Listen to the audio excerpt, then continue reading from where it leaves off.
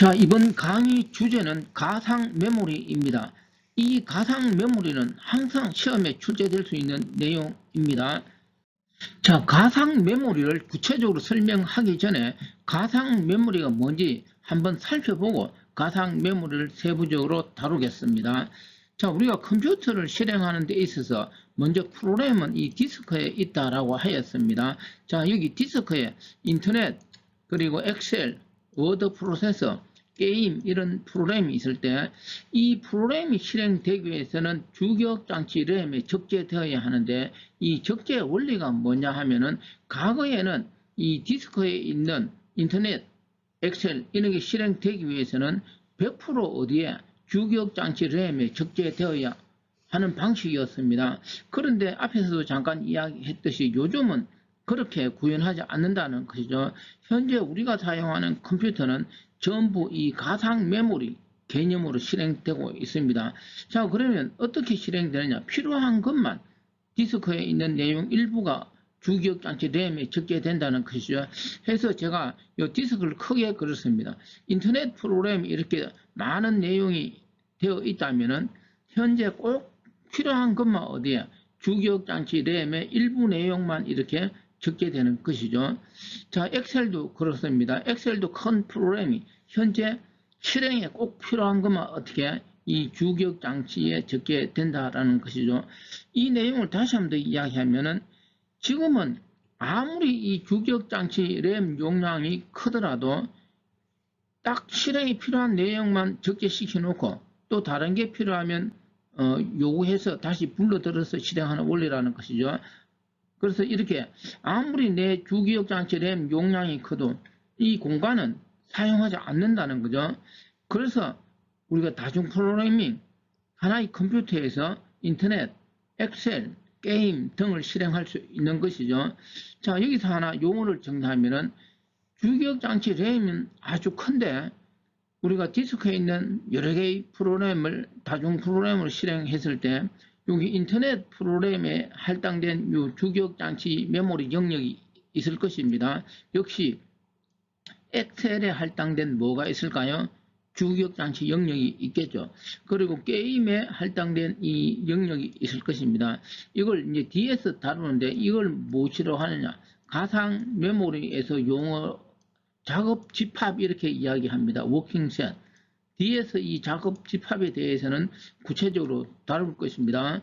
자, 이렇게 해서 현재 우리 컴퓨터는 다 가상 메모리 기법으로 실행되는 원리이기 때문에 디스크에 있는 덩치 큰 프로그램의 일부를 어떻게 주기억 장치 램에 불러들여서 실행한다.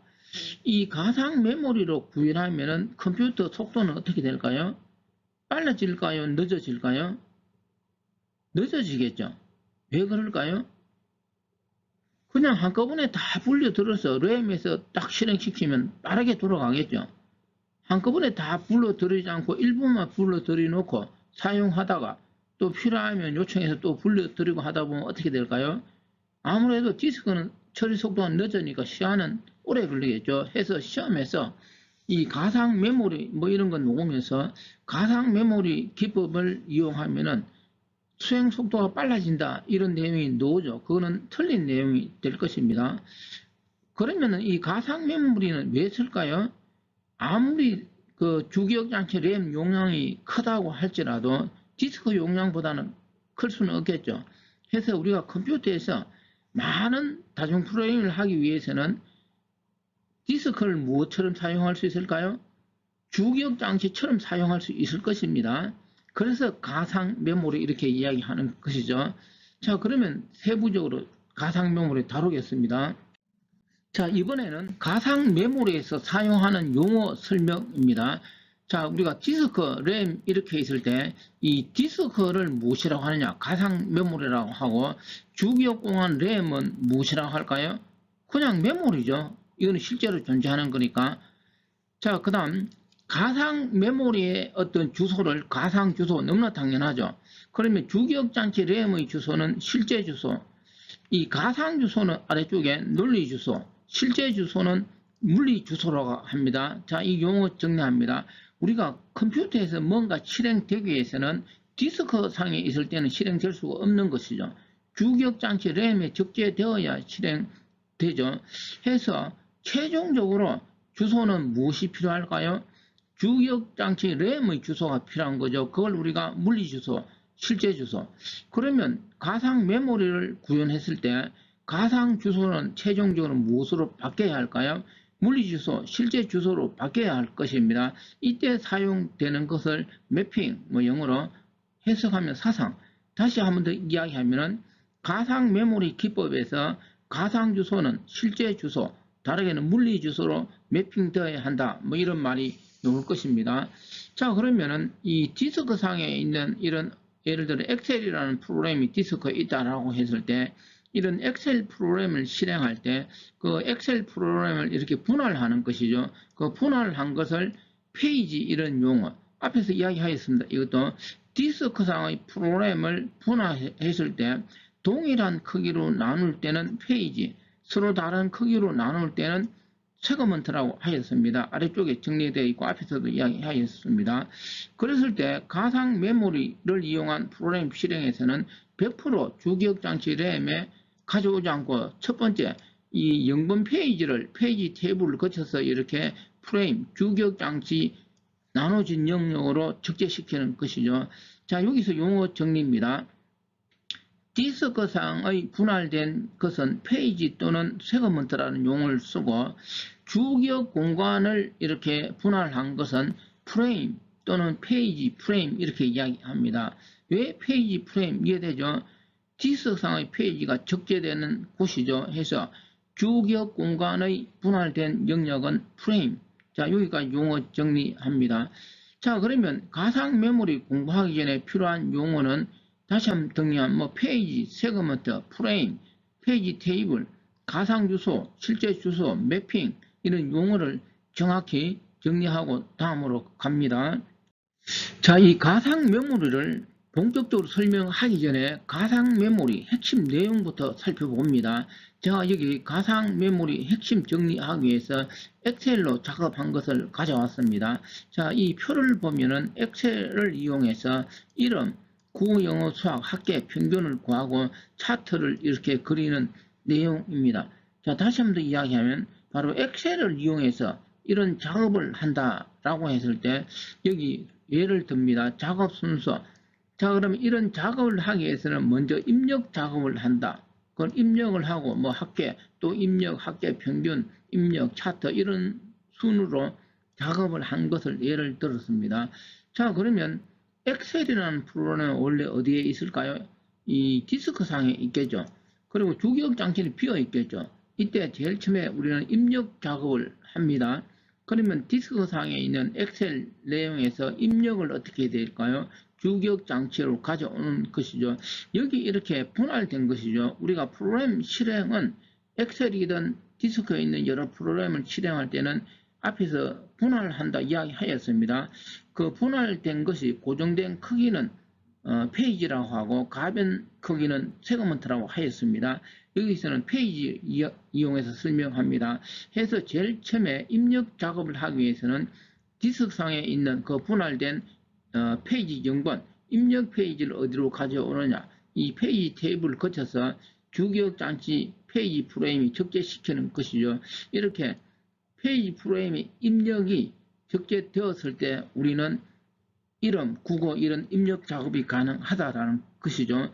자, 이렇게 입력 작업을 끝내고 그 다음에 학계를 구하기 위해서는 다시 무엇을 불러들여야 할까요? 주기억 장치 램에 불러들여야 하죠. 그래서 디스크상에 있는 학계 페이지 여기 2번 표시되어 있습니다. 이거를 어디로 페이지 테이블을 거쳐서 어디로 주기억 장치 페이지 프레임의 학계를 불러들이는 것이죠. 이렇게 학계가 들어왔을 때 우리는 비로소 무엇을 할 수 있느냐? 학계를 구할 수 있는 것이죠. 이렇게.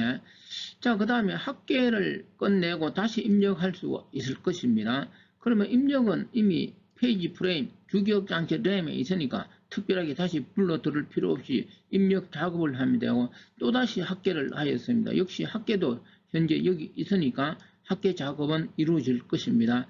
자, 그 다음에 평균을 구하려고 합니다. 평균은 현재 주기억 장치 램이 없습니다. 그러면 어디 있을까요? 가상 메모리 디스크에 있겠죠. 해서 페이지 3번입니다. 그래서 이 평균을 어떻게 해야 될까요? 페이지 테이블을 거쳐서 주기억장치 페이지 프레임 이렇게 적재를 하는 것이죠. 자, 이렇게 적재를 하고 나면은 무엇을 할 수 있느냐? 평균을 구할 수 있다. 여기까지 충분히 이해가 되었죠. 자, 그리고 작업 순서를 다시 한번 볼까요? 다시 입력을 하였습니다. 그러면 입력은 어떻게? 여기 페이지 프레임이 있으니까 입력 작업은 될 것입니다. 자, 여기서 핵심. 자, 이렇게 작업 순서를 거치고 마지막 차트를 그리려고 합니다. 자, 엑셀에서 이런 작업을 하고 여기 막대 그래프 이 차트를 그리기 위해서는 차트가 어디로 올라와야 되죠? 주기억장치 램에 적재되어야 할 것입니다. 이때 차트는 어디 있나? 여기 가상 메모리 P4 페이지에 차트가 있고 주기억장치 램에는 현재 없다라는 거죠. 여기서 핵심 내용입니다. 가상 메모리 구현에서는 앞에서 잠깐 이야기한 작업 집합의 개념이 있다라는 것이죠. 자, 우리가 주기억장치 공간 이렇게 나누어진 것이 뭐라고 하였습니까? 페이지 프레임이라고 하였습니다. 0번 프레임, 1번 프레임, 2번 프레임. 그러니까 페이지 프레임이 어떻게 될까요? 그러면 3번 페이지 프레임도 있고 페이지 프레임 무엇이 있을까요? 4번하고 이렇게 쭉 있을 것입니다. 그러면은 차트 작업을 하기 위해서 비어있는 이 페이지 프레임의 이 차트를 어떻게 하죠? 이렇게 가지고 와서 어떻게 하면 될까요? 작업을 할 수 있겠죠. 그런데 여기서 중요한 사실은 가상 메모리를 이용한 프로그램 실행 기법에서는 이 주기억 장치 램이 아무리 크더라도 무조건 사용하는 것은 아니다라고 하였습니다. 이게 무엇을 이야기하느냐? 다중 프로그램에서 디스크에 있는 프로그램을 여러 개 실행할 때는 실행된 그 프로세서에게 이 프레임 할당량을 미리 정하는 것입니다. 예를 들어 여기서는 이 작업 집합이 페이지 프레임 3개라는 것이죠.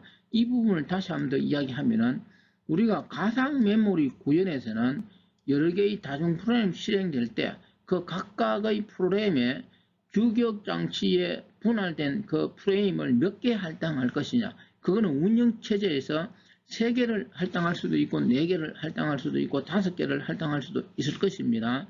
그런데 지금 얘는 3개의 페이지 프레임을 각 프로세서에게 할당하는 것을 기준으로 설명합니다.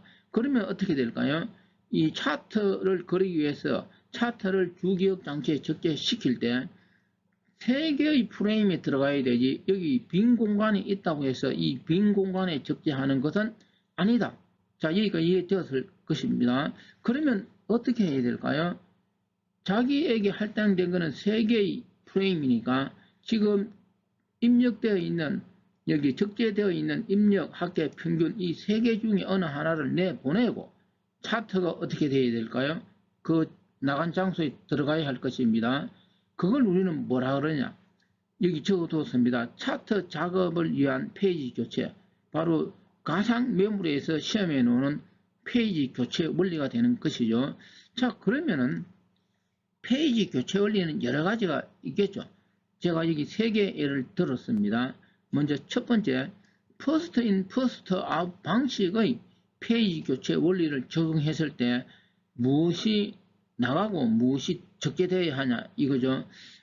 first in, first out이니까 당연하게 먼저 들어오는 게 먼저 나가겠죠. 자, 이게 시험에서 말로 놓을 때 first in, first out의 페이지 교체 원리는 메모리에 들어온 순서대로 페이지를 교체한다. 또 다르게는 이렇게도 이야기할 수 있겠죠. 가장 오래된 페이지를 교체한다. 이렇게도 이야기할 수 있겠죠. 먼저 들어왔으니 가장 오래되어 있겠죠. 자, 그러면 차트 작업을 하기 위해서 페이지 교체를 first in, first out 방식으로 했을 때는 어느 페이지를 교체해야 되느냐. 입력 페이지가 가장 먼저 들어왔죠.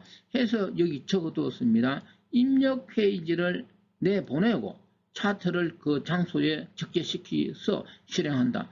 자, 그럼 다시 한번 더 이야기하면 여기 0번 페이지에 해당하는 입력이 여기 있는데 이거를 내보내는 거죠. 이걸 내보내고 이 차트는 어디를 이 입력이 있던 장소에 적재되어서 이런 차트를 그릴 수 있다. 자, 그 다음 두 번째는 LFU인데 이 LFU는 사용 빈도수가 가장 적은 페이지를 교체하는데 왜 평균을 교체를 해야 하느냐 봅니다. 자, 사용 빈도수 입력 몇 번 사용했습니까? 한 번. 입력은 2번. 입력은 몇 번 사용했죠? 3번 사용하였습니다. 합계는 한 번. 합계는 2번 사용하였습니다. 평균은 얼마? 한 번만 사용하였습니다. 해서 LFU 방식의 페이지 교체를 적용한다면 사용 빈도수가 가장 적은 페이지를 교체해야 하므로 이 평균하고 무엇하고 이 차트하고 교체를 한다. 해서 이 차트는 어디에? 평균이 있는 이 장소에 들어가서 이 작업을 할 수 있다라는 것이고, 마지막 LRU인데 이 LRU는 가장 오랫동안 사용되지 않는 페이지를 교체하는 원리입니다. 자, 그러면 여기서 가장 오랫동안 사용되지 않는 페이지는 어떻게 찾으면 될까요? 자, 현재 차트 작업을 하려고 합니다. 그 기준으로 이렇게 거꾸로 추적해 가면 되겠죠. 입력은 사용했고 평균을 사용했고 합계가 어떻게 될까요? 이렇게 추적하다 보면 합계가 가장 어떻게 될까요? 최근에 사용되지 않는 것이 되겠죠. 이걸 다르게는 가장 오랫동안 또는 가장 최근에 영어로는 LRU 이렇게 이야기합니다. 해서 LRU 페이지 교체 원리에서는 차트 들어갈 장소는 바로 이 합계가 있는 장소가 될 것입니다. 물론 이 페이지 교체 원리에 대해서 세부적인 것은 뒤에서 좀 더 다룹니다. 여기서 핵심 내용을 다뤘습니다.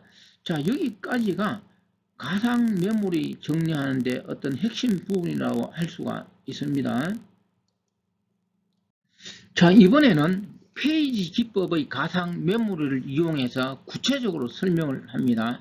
먼저 이 가상 메모리 이 부분을 이해하기 위해서는 이 그려놓은 그림을 이해를 해야 하는 것이죠. 자, 이 그림 구조를 먼저 설명합니다. 자, 여기서 디스크, 우리가 디스크 상에 이 분할된 것은 페이지라고 하였습니다. 그리고 주기억 장치, 물리 메모리, 이거는 페이지 프레임 또는 무엇이라고 그냥 간단하게 프레임 이렇게 이야기합니다.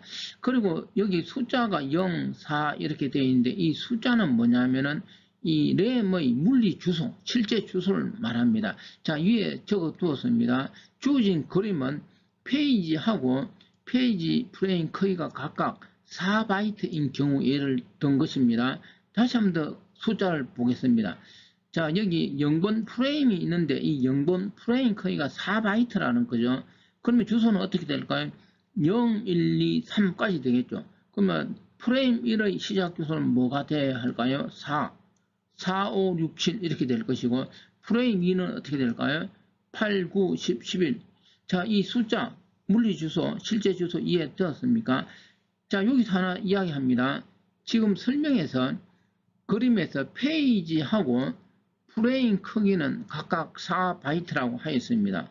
이 내용이 무엇을 이야기하느냐? 우리가 가상 메모리 구현에서는 페이지하고 페이지 프레임, 다시 간단하게 프레임 크기는 반드시 동일한 크기로 분할해야 합니다. 왜 그럴까요? 만약에 페이지 크기하고 이 페이지 프레임 크기를 다르게 분할하면 어떻게 될까요? 물론 다르게 분할해도 실행은 될 수 있겠죠. 만약에 페이지 크기는 10인데 페이지 프레임 크기를 5로 하면 어떻게 될까요? 들어갈 수가 없죠. 우리가 앞에서 다루었습니다. 내부 단편화, 외부 단편화. 못 들어가는 것은 뭐죠? 외부 단편화라고 합니다. 거꾸로 페이지 크기는 5인데 프레임 크기를 7로 하면 어떻게 될까요? 들어갈 수 있죠.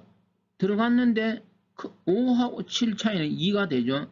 그러면 이만큼 어떻게 될까요? 짜투리 공간이 남는 거죠. 그거는 메모리를 낭비하는 것이 될 겁니다. 그래서 무슨 말인지 이해하죠? 다시 한번 간단하게 이야기하면 반드시 페이지 기법의 가상 메모리에서는 페이지와 페이지 프레임은 동일한 크기로 분할해야 효율적이고 합리적으로 메모리 낭비 없이 운영될 수 있다. 자, 여기까지 정리하고 설명합니다. 자, 그러면 이 페이지에서 이 뭡니까? 페이지 기법에서 나타내는 이 그림에서 여기 0번을 봅니다. 자, 0번 페이지가 여기 0번이에요. 0번 페이지는 어디에? 프레임 번호 2에 있다는 얘기예요. 자, 0번 페이지라고 해서 반드시 0번 프레임 더하는 것은 아니죠. 여기 2로 이렇게 들어갔다는 뜻입니다. 그러면 여기 3번 페이지는 어디에 적재되어 있다는 거죠? 3번 페이지 번호 3은 6번 페이지 프레임에 있다는 것이죠. 6번. 그래서 이 6번 프레임, 이 장소에 적재되어 있다. 위에 설명되어 있습니다. 자, 그러면 이 그림 보는 방법 충분히 이해되었다. 지금 그림 보는 방법을 모르고는 그 다음으로 넘어가면 안 된다는 것이죠. 자, 이해가 안 된 사람 이 그림을 다시 한번 보고 그 다음 설명합니다. 그 다음 중요한 내용은 여기 CPU. 자, 우리가 CPU가 뭔가 실행되기 위해서는 주기억 장치 뭐에 접근해서 꺼내와서 실행을 하죠. 그걸 우리가 주소를 알아야 되겠죠.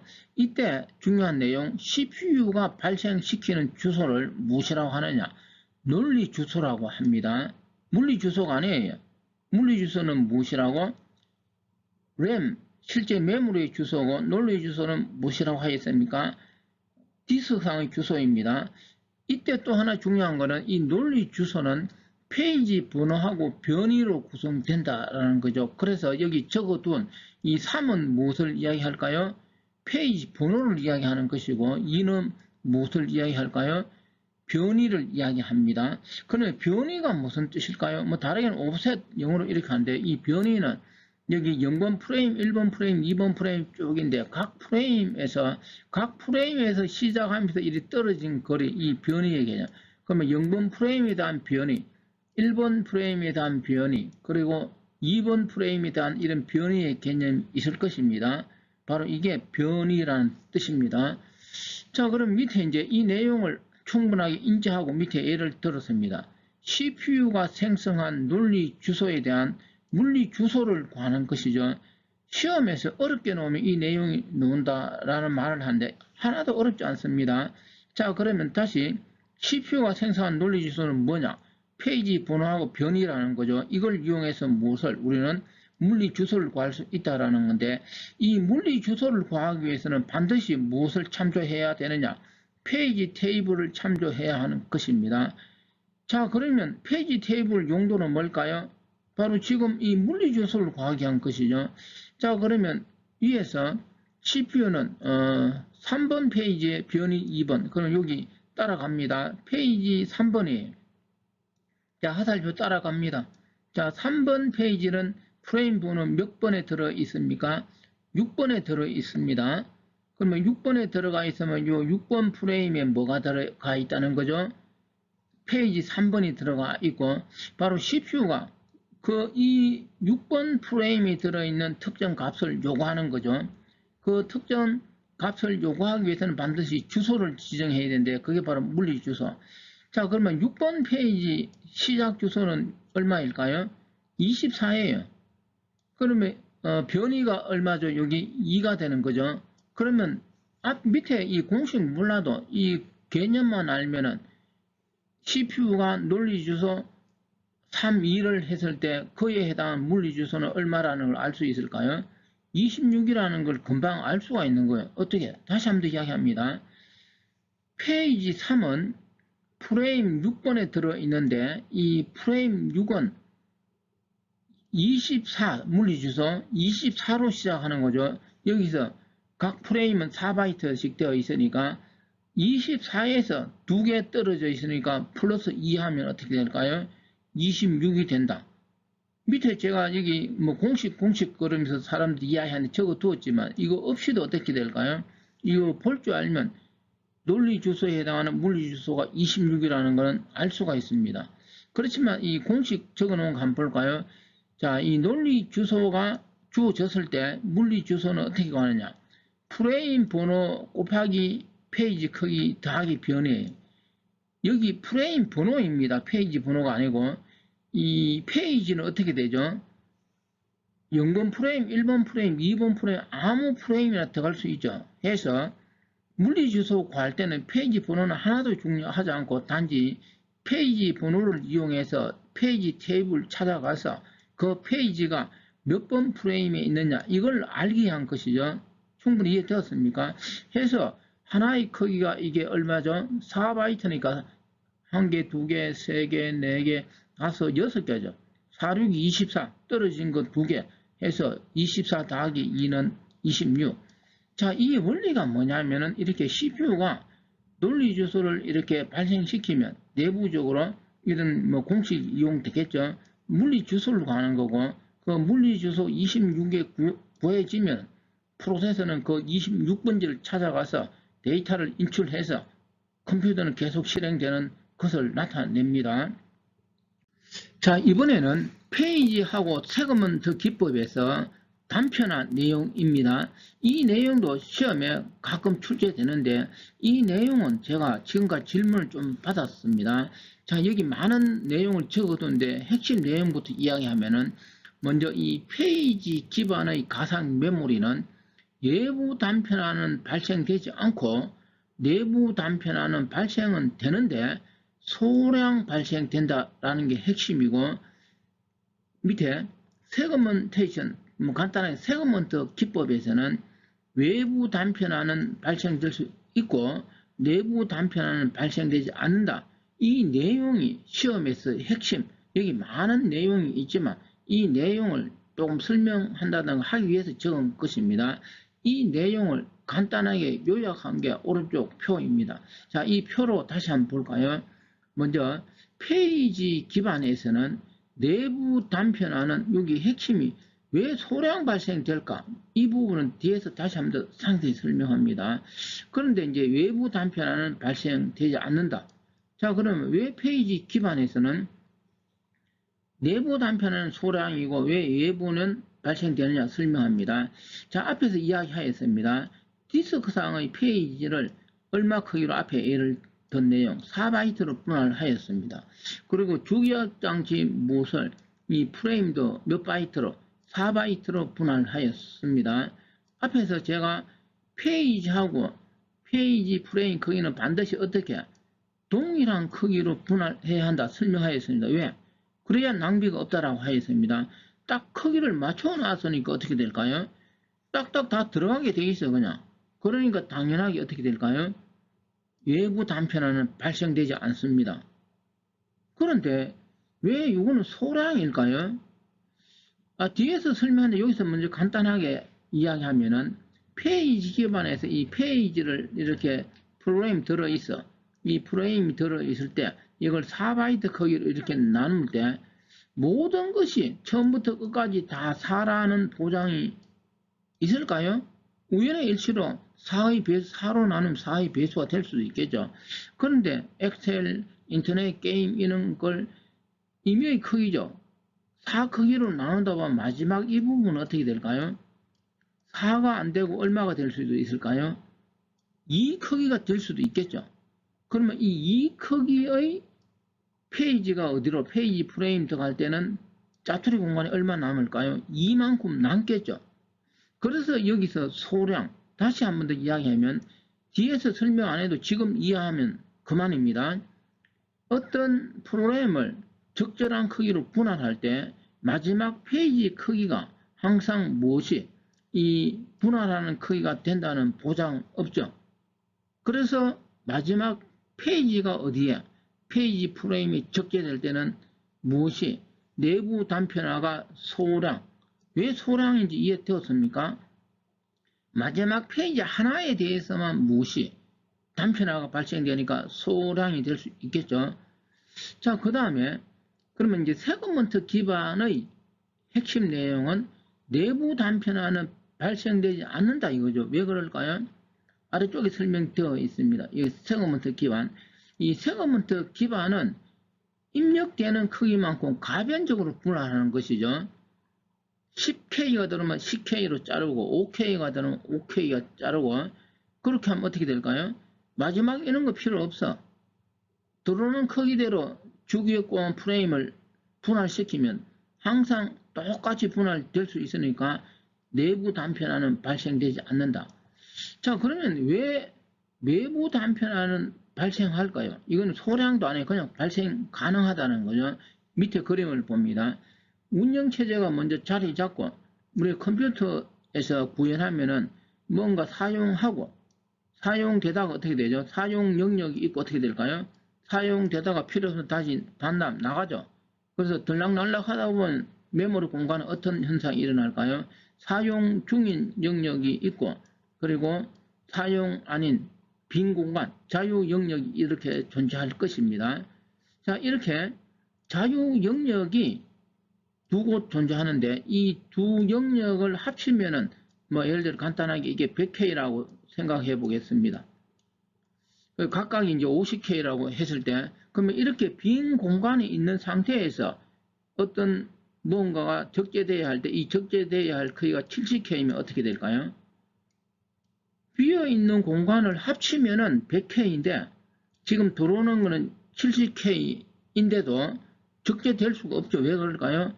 빈 공간이 합쳐져 있지 않고 어떻게 분할되어 있으니까, 떨어져 있으니까. 앞에서 이 이야기도 하였죠. 뭐 집약, 통합 이런 이야기 하였습니다. 그 기법을 거치면 100K를 한꺼번에 만들 수 있어서 어떻게 될까요? 70K가 들어올 수 있을 것입니다. 그런데 그런 작업을 하지 않으면 어떻게 될까요? 비어있는 공간이 100K가 있지만 어떻게 될까요? 70K는 적재될 수 없습니다. 이게 무엇이라고 한다? 여기서 외부 단편화가 발생된다. 어디에서? 세그먼트 기반의 가상 메모리에서. 아무튼 여기 설명을 길게 해놓은 걸 읽어보고 이 표에 있는 이 내용 간단하게 정리한 것 정리하면 이 관련 내용 놓으면 틀리지 않을 것입니다. 자, 이번에는 구역성입니다. 이 구역성은 컴퓨터 프로그램이 실행될 때 실행되는 특징이 어떤 구역성의 개념으로 실행된다라는 것이죠.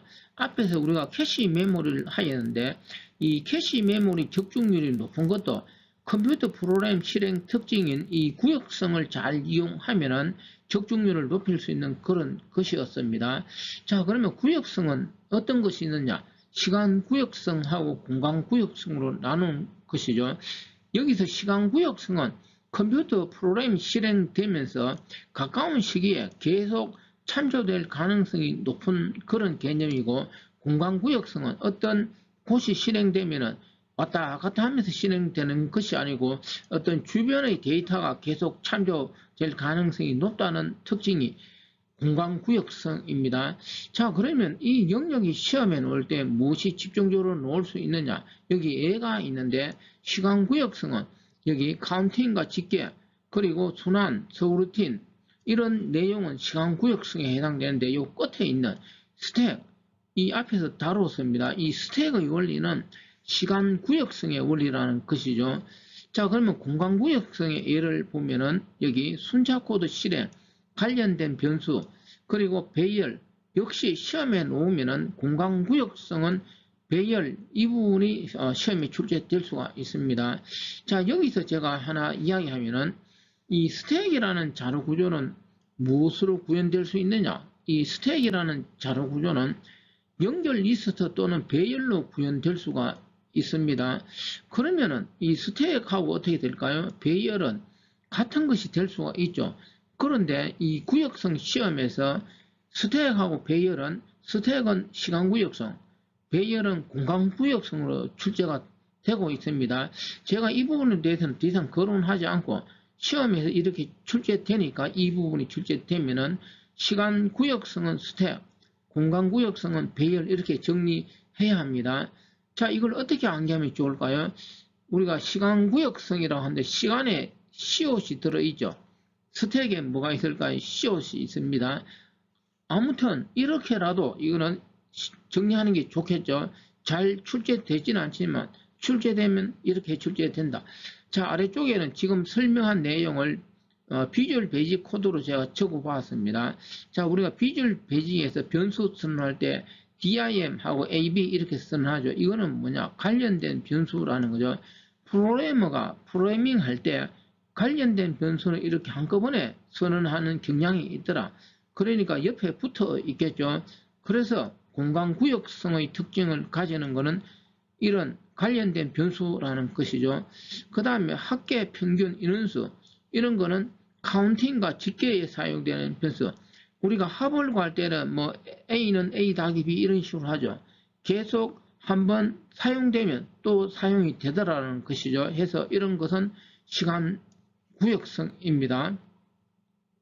자, 그 다음에 이제 점수하고 석차가 있는데, 점수와 석차를 배열을 이용하여서 처리하는 것이죠. 배열은 공간구역성이라는 것이고, 자, 여기서 합을 구할 때, 이거는 집계를 하죠. 그래서 집계하는 것은 시간구역성, 인원수는 인원수 플러스 1, 이런 거는 카운팅이죠. 시간구역성입니다. 아무튼, 이 구역성은 시험에 직접은 잘 출제되지는 않지만, 컴퓨터 이론에서 여러 곳에서 이야기는 나오죠. 역시 가상 메모리에서 이게 출제될 때는 시간구역성, 그러면 다시 한번 더 이야기하면 스텝, 공간구역성은 배열, 이런 내용을 정리하도록 합니다. 자, 이번에는 작업 집합입니다. 영어로 워킹 셋. 이 워킹 셋은 컴퓨터 실행에서 매우 중요한 개념입니다. 컴퓨터 실행에서 이 작업 집합을 제대로 설정하지 않으면 컴퓨터는 속도가 아주 늘어질 수 있습니다. 컴퓨터 실행에서 속도는 너무나 중요한 것이죠. 해서 이 작업 집합을 제대로 설정해야 컴퓨터 속도는 빨라질 수 있다는 것인데, 자, 다시 정리하면은, 자, 여기 가상 메모리 디스크에는 여러 종류의 프로그램이 들어있죠. 게임, 엑셀, 인터넷, 아래 한글 같은 프로그램이 디스크에 저장되어 있고, 이런 프로그램이 실행되기 위해서는 앞에서 설명한 페이지 테이블을 거쳐서 어디에 주기억 공간 램에 적재가 되는데, 너무나 많이 이야기했듯이 지금의 원리는 디스크에 있는 모든 것이 어떻게 될까요? 주기억 장치 램에 적재되어서 실행되는 건 아니죠. 꼭 필요한 것만 적재된다라고 하였습니다. 해서 먼저 여기서 엑셀의 작업 집합이라고 있는데 앞에서 설명한 내용이죠. 주기억 공간은 여러 개의 프레임으로 구분하는 것이죠. 세 개의 프레임을 어디에 엑셀이라는 프로그램, 다르게 말하면 엑셀 프로세서에게 할당한 것을 앞에서 예를 들었습니다. 바로 이 내용. 우리는 이렇게 이야기할 수 있는 거죠. 주기억 공간 페이지 프레임 여러 개가 있는데 그 중에 세 개의 페이지 프레임만 어디에 엑셀에게 할당하였다. 이때 할당된 세 개의 프레임을 엑셀의 작업 집합 이렇게 이야기할 수 있는 것이죠. 자, 그러면 다시 게임이 있을 때 디스크에 있는 게임이 실행되었으면은 게임은 주기억 공간 페이지 프레임 중에서 몇 개만, 세 개만 사용해라 이거죠. 그러면 이 세 개는 무엇이라고 할 수 있습니까? 게임의 워킹 셋, 작업 집합 이렇게 이야기할 수 있는 것이죠. 여기서 다시 한번 더 정리하면은 실행이 되었을 때 이 작업 집합을 3개 할당할 것이냐 4개 할당할 것이냐 이거는 중요하다는 거죠. 왜냐하면 이 할당을 잘못하면 페이지 교체가 어떻게 될까요? 앞에서 잠깐 이야기하였죠. 엄청나게 이루어지겠죠. 적절하게 이 페이지 프레임을 할당하면 어떻게 될까요? 페이지 교체는 그다지 많아지지 않을 것입니다. 해서 이 각 프로세서에게 작업 집합 페이지 프레임 수를 몇 개 할당하느냐가 컴퓨터 실행 속도에 결정적인 영향을 끼친다. 자, 여기까지 이해하고 더 많은 내용은 뒤에서 좀 더 이야기할 것입니다. 자, 아래쪽에 정리된 걸 다시 한번 읽어보겠습니다. 작업 집합은 뭐냐? 어떤 프로세서가 일정 시간 동안 참조하는 그 페이지 집합을 작업 집합 이렇게 이야기합니다. 위에서는 3개의 페이지 프레임을 할당한 예를 들었습니다. 자, 두 번째, 이 작업 집합 몇 개의 페이지 프레임을 할당하느냐? 최소한의 페이지 프레임을 배정하여 무엇을 방지할 수 있느냐? 스레싱을 방지할 수 있다. 이 내용은 뒤에서 상세하게 설명할 것입니다. 다시 한번 더 이야기하면 컴퓨터에서 이 스레싱 현상이라고 있는데 이 스레싱 현상이 일어나면은 컴퓨터 효율이 속도가 엄청 떨어지는 거죠. 이 스레싱 현상을 방지하기 위해서는 최소한의 페이지 프레임을 할당함으로써 컴퓨터는 빠르게 실행될 수 있다. 뒤에서 다시 한번 정리하겠습니다. 그리고 또 하나 4번에 있는 구역성. 앞에서 이야기한 이 구역성을 토대로 이 작업 집합 3개를 할당할 것이냐 4개를 할당할 것이냐 그게 중요하다는 이야기입니다. 자, 이번에는 페이지와 페이지 프레임인데 여기서 이야기하는 거는 이 페이지 크기를 어느 정도로 하면 좋으냐. 근데 지금부터 설명할 내용은 앞에서 설명한 내용을 정확하게 이해하였으면 이 부분은 제가 크게 설명할 건 없습니다. 하지만 이 부분도 질문은 상당히 있으니까 몇 가지만 설명하도록 합니다. 먼저 또 한 번 이야기하면은 페이지하고 페이지 프레임 크기는 어떻게 같은 크기로 해야 한다라고 하였습니다. 같은 크기로 하지 않으면 엄청난 낭비가 있다. 앞에서 충분히 설명하였고, 또 하나는 이 페이지 크기는 통상적으로 2의 거듭제곱, 우리가 컴퓨터에서는 2의 1성, 2의 2성 이게 중요하죠. 해서 페이지 크기는 예를 들어 512 또는 8192바이트 이렇게 나눈다라는 거죠. 이 숫자는 뭘까요? 2의 거듭제곱입니다. 이걸 2의 멱성 이런 것도 시험에 출제될 수가 있습니다. 다시 한번 더 이야기하면은 페이지를 분할할 때 아무렇게나 분할하는 게 아니라 2의 배수배로 분할한다 라는 것입니다.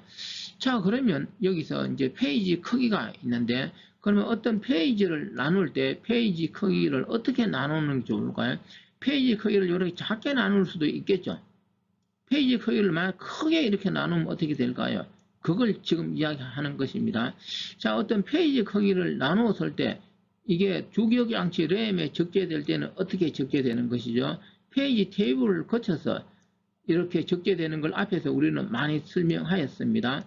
자, 그럴 때 내가 이 내용을 이 그림을 한번 설명해 보면은 이 페이지 크기를 작게 나누면 어떻게 될까요? 작게 나누면은 이 페이지 테이블은 어떻게 될까요? 많아져야 되겠죠. 근데 페이지 크기를 크게 하면 어떻게 될까요? 요 몇 개 없어. 몇 개 없으면 어떻게 될까요? 이 페이지 테이블 크기도 작을 수 있겠죠. 그런 내용. 그리고 페이지 크기를 크게 나누면 어떻게 될까요? 페이지 크기를 크게 나누면 내가 앞에서 엑셀을 할 때 합을 구하는 기능을 적용하려고 합니다. 그러면 합을 구하는 기능만 있으면 되는데 크게 나누다 보면 합을 구하는 기능도 있고 무엇을 구하는 기능, 이 평균을 구하는 기능도 한 페이지에 어떻게 될까요? 같이 이렇게 포함될 수 있겠죠. 그러면 어떤 현상이 일어날까요?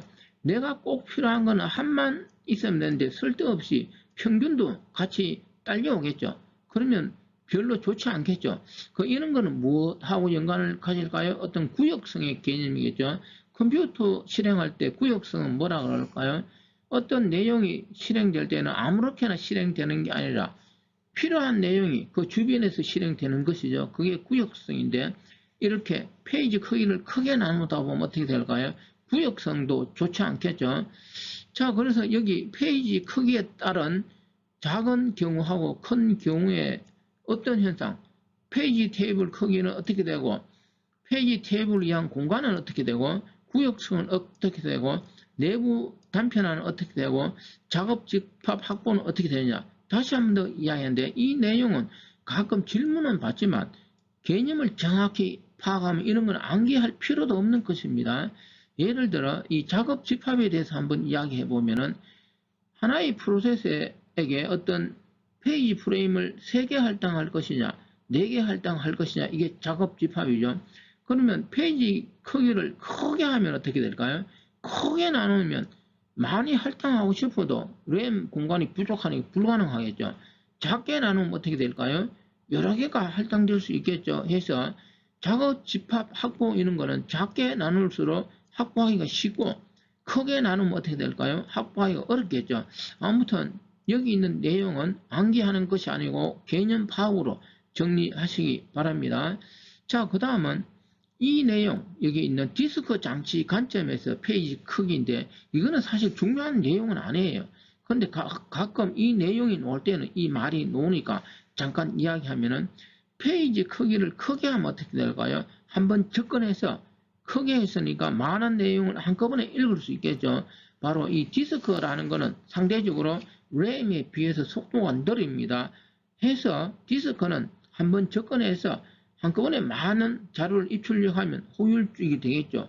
해서 디스크 장치 관점에서는 페이지 크기가 클수록 효율적이다 이런 이야기를 합니다.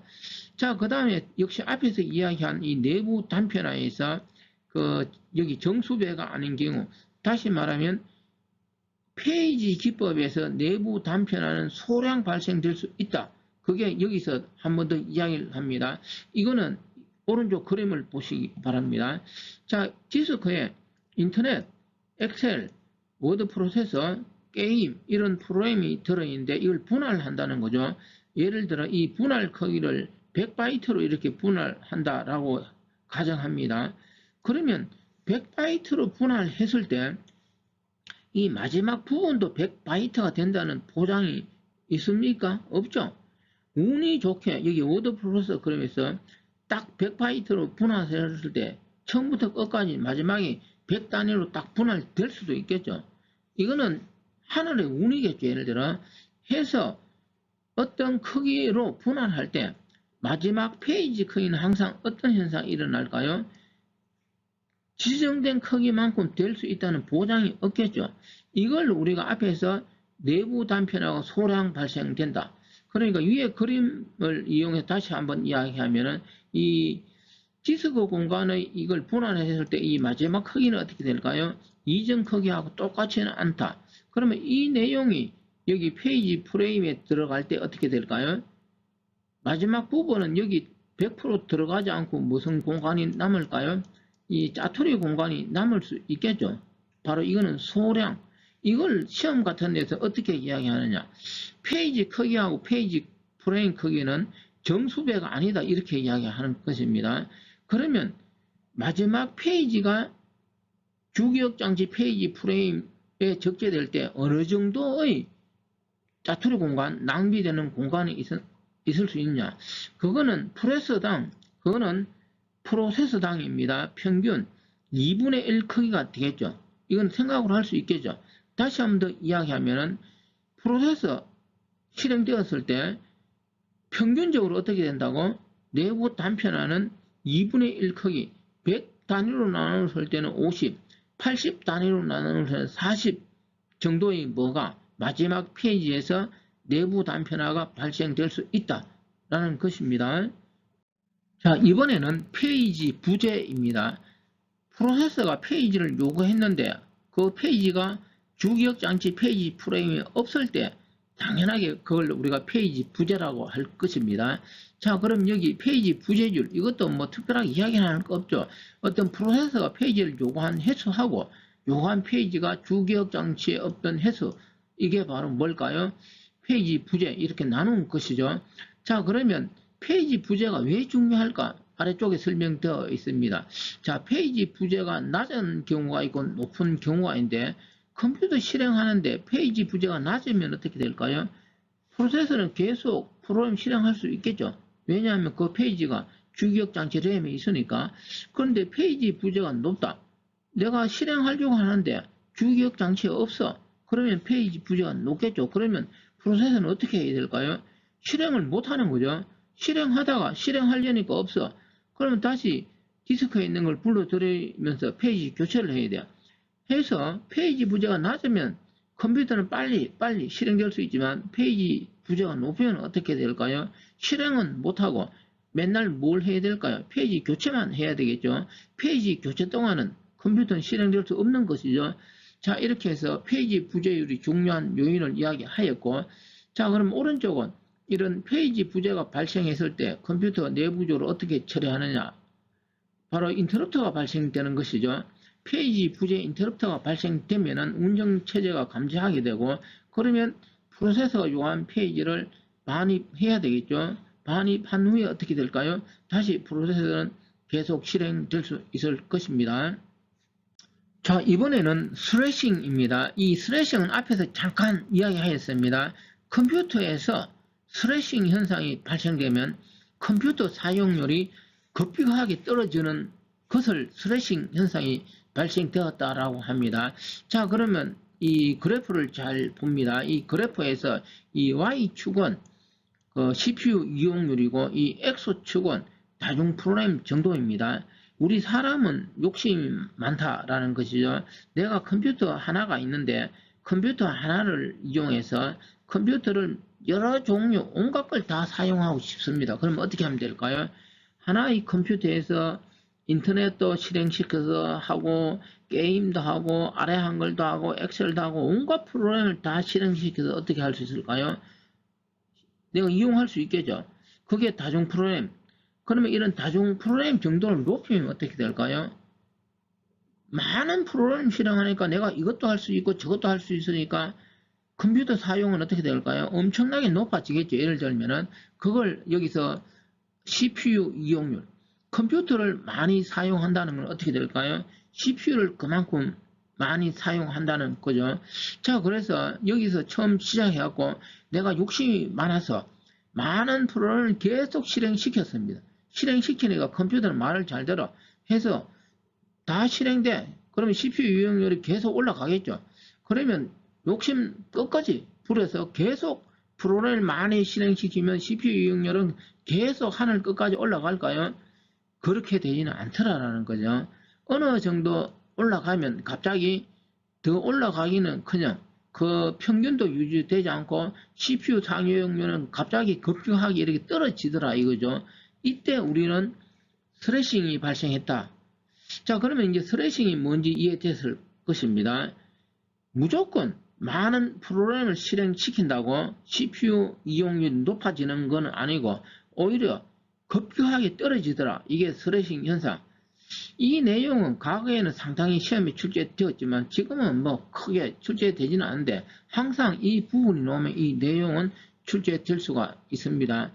자, 그러면은 정리하면은 이 스레싱 현상은 원인 이해되었죠? 다중 프레임 정도를 엄청 높이면 어떻게 될까요? 그 프로세서에게 할당되는 페이지 프레임 수가 감소되어서 프로그램 실행은커녕 오히려 페이지 교체에 어떻게 될까요? 시간을 더 많이 쏟는 거죠.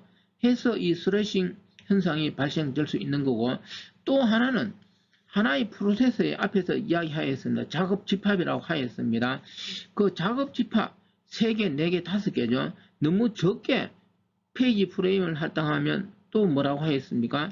페이지 교체하는 데 시간을 더 많이 소요하는 것이죠.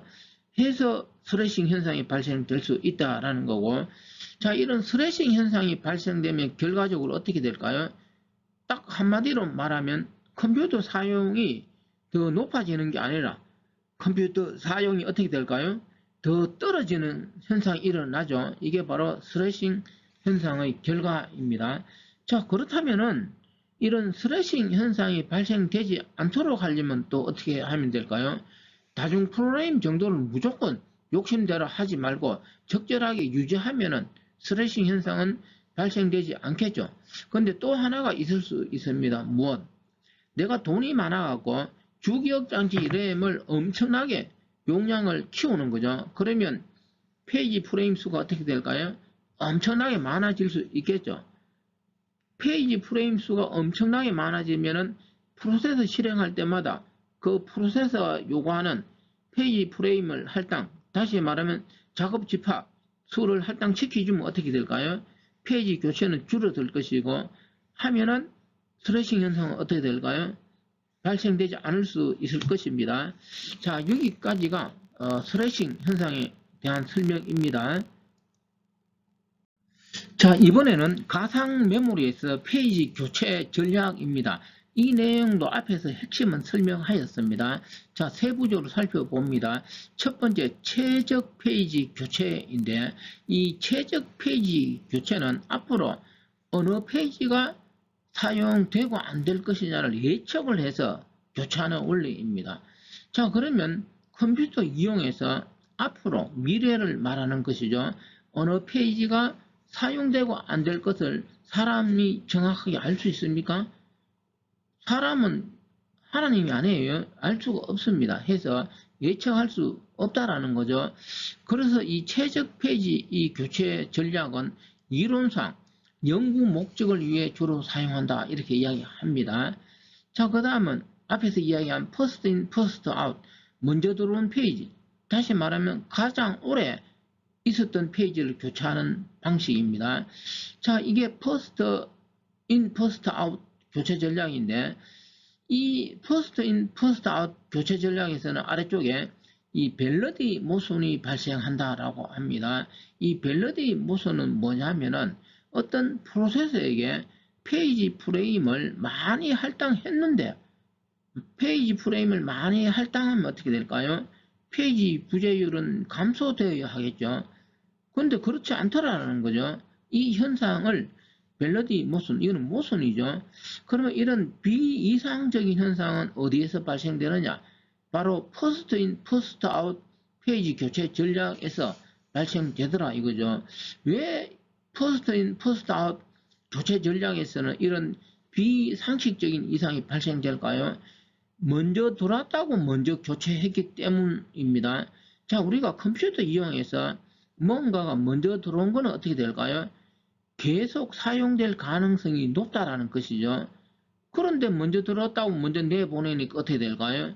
실행하려니까 이제 없어. 그럼 다시 페이지 교체하면 어떻게 될까요? 컴퓨터는 페이지 교체에만 힘을 쏟고 실행에 힘을 쏟지 않다 보면 어떻게 될까요?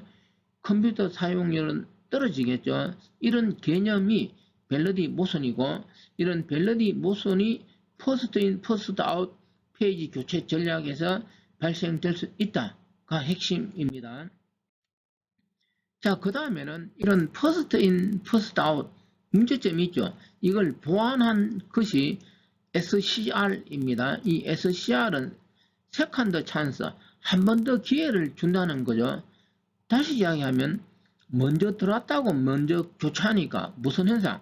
멜로디 모순이 발생하더라 이거죠. 이 단점을 보완하는데 어떻게 보완했느냐? 참조 비트라는 하나의 비트를 이용해서 그 비트 값이 0이냐 1이냐 이걸 기준으로 그 비트가 0이면 교체하고 1이면 한 번 더 기회를 준다라는 거죠. 이게 바로 퍼스트 인, 퍼스트 아웃 단점을 보완하는 한 번 더 기회를 준다. 2차 기회. 영어로 SCR 페이지 교체 이렇게 이야기합니다. 자, 그 다음은 LFU인데 이 LFU는 사용 빈도수가 가장 적은 페이지를 교체하는 것입니다.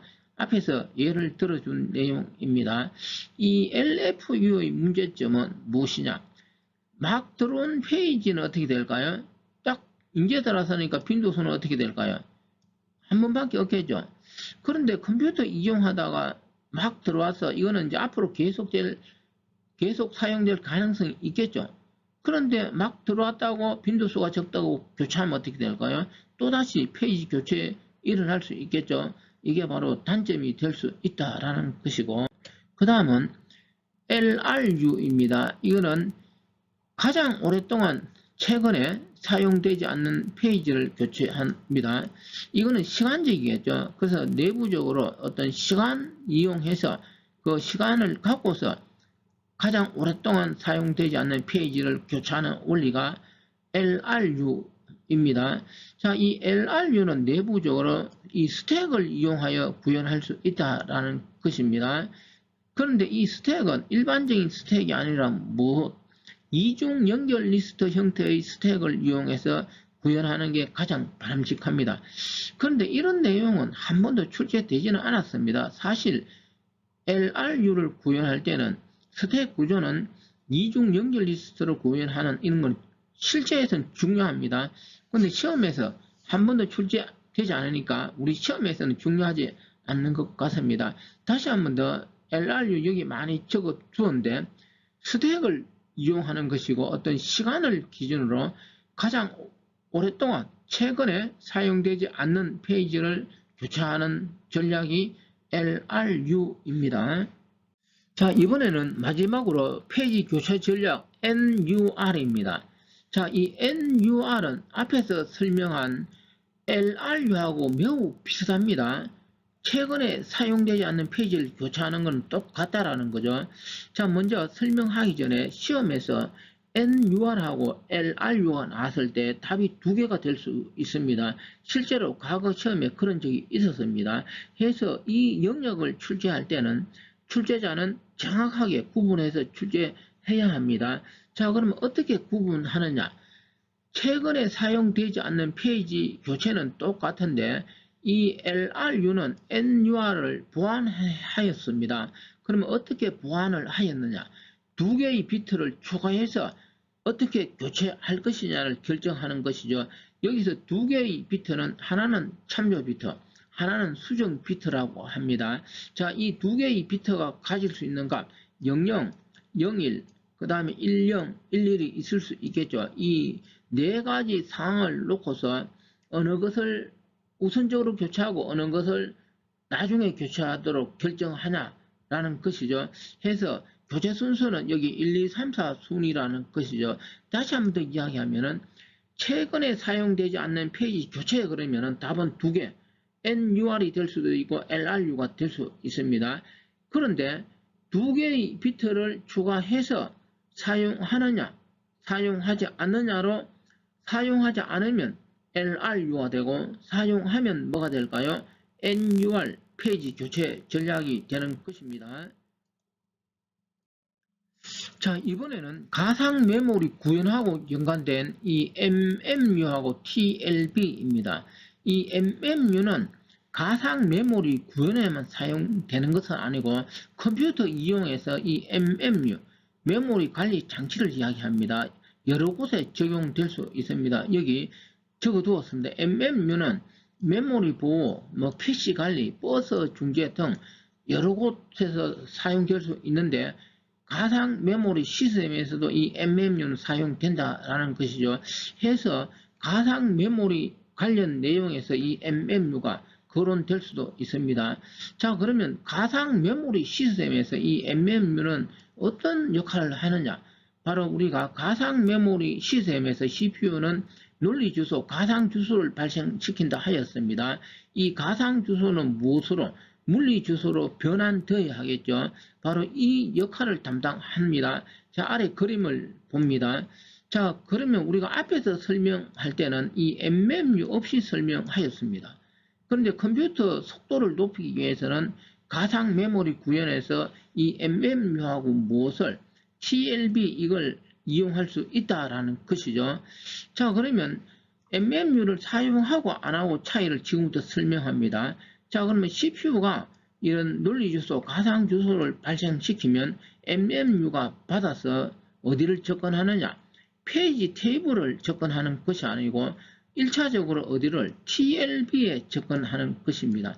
자, 이 TLB는 뒤에서 좀 더 상세히 설명할 것인데 간단하게 이야기하면 이거는 앞에서 우리가 다룬 캐시 메모리하고 같은 개념입니다. 우리가 캐시는 무엇을 위해서 사용하였습니까? 컴퓨터 속도를 빠르게 하기 위해서 뭔가 임시로 저장해 놓는 것이죠. 그런 원리처럼 이 TLB는 무엇을 CPU가 발생시키는 가상 주소하고 가상 주소는 무엇으로 변환되어야 한다? 매핑, 물리 주소로 변환되어야 하는 거죠. 그 물리 주소, 그걸 1대1로 보관하고 있는 임시 고속의 기억 장치가 여기서 TLB입니다. 아래쪽을 잠깐 볼까요? 이 TLB를 한국어로 이야기하면 변환 색인 버퍼라고 합니다. 고속의 보조 기억 장치, 바로 캐시 메모리와 같은 것이죠. 바로 이 TLB에 가상 주소, 물리 주소 그런 걸 보관해 놓고 MMU가 이 TLB를 찾아가서 원하는 내용이 있으면 어떻게 될까요? 빠르게 실행될 수 있겠죠. 만약에 1차적으로 여기에 접근하였는데 없으면 어떻게 해야 될까요? 비로소 페이지 테이블을 접근해서 원하는 작업을 할 수가 있을 것입니다. 다시 한번 더 이야기하면 앞에서는 이 CPU가 가상 주소를 발생시켜서 바로 페이지 테이블을 찾아가는 걸 기본적으로 설명하였습니다. 물론 시험에서 이렇게 주로 출제되고 있습니다. 그런데 이 MMU하고 무엇을 TLB 개념을 도입해서 시험에 출제되면 이 개념이라는 것이죠. 다시 한번 더 이야기하면 컴퓨터에서 처리 속도를 빠르게 하기 위해서는 캐시의 개념인 TLB를 사용할 수 있다. 그러면은 CPU는 MMU에게 명령을 하달하고 MMU는 캐시 개념인 TLB에 찾아가서 원하는 데이터가 있느냐, 있으면 바로 실행하고 없으면 어떻게 한다? 2차적으로 페이지 테이블을 이용해서 실행되도록 한다. 여기까지가 가상 메모리에서 메모리 관리 장치 MMU하고 TLB의 역할입니다. 자, 그러면 이 TLB, 이거는 변환 색인 버퍼라고 하는데 앞에서 설명했지만 좀 더 세부적으로 설명하면은 이 TLB는 캐시, 그런 보조 기억 장치인데 고속의 보조 기억 장치가 되겠죠. 이런 것은 다른 게 아니고 속도를 높이는 것이죠. 그래서 CPU가 생성하는 가상 주소는 물리 주소로 변환되어야 하는데 바로 이런 내용을 어디에 보관하느냐? TLB에 보관하는 거죠. 그래서 이 TLB에는 어떻게 한다는 거죠? 가상 주소하고 물리 주소를 1대1로 저장해 둔 것이죠. 이렇게 저장해 두고 그 CPU가 가상 주소를 발생시키면 MMU가 받아서 어디에 TLB에 접근해서 있으면 바로 실행될 수 있죠. 그러면 속도가 빠르니까 빨리 컴퓨터는 실행될 수 있을 것입니다. 없으면 어디를 찾아가느냐? 페이지 테이블을 찾아간다. 자, 여기까지가 변환 색인 버퍼 내용입니다. 자, 이번 강의는 여기까지입니다.